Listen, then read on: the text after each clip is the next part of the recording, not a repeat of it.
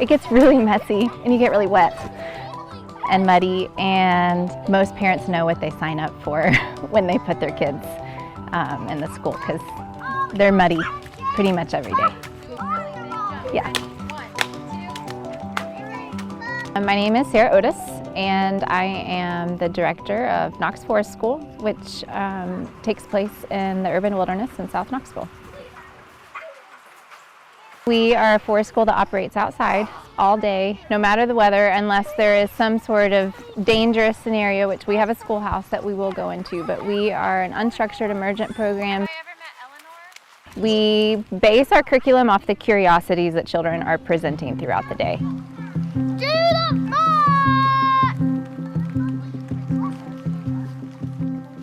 Our goal is not just learning alphabet and reading and numbers, but we want to help foster a deep nature connection.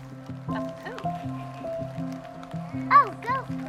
You think it kind of looks a little bit like goat poop. And we want to foster a lot of the soft skills that end up helping out with their academic skills and hard skills later on in their educational careers. Sensorially, I think it's wonderful because they come in and are afraid of a lot of things. They're just not used to them or haven't experienced them, and then kind of just open up to a whole world of new experiences and sensations.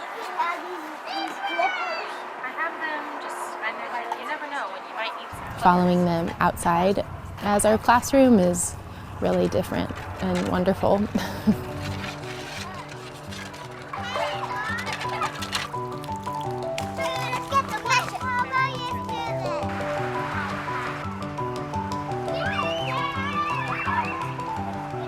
Yeah, I just get to play and to watch and to be curious and to discover with them, and I can't imagine a better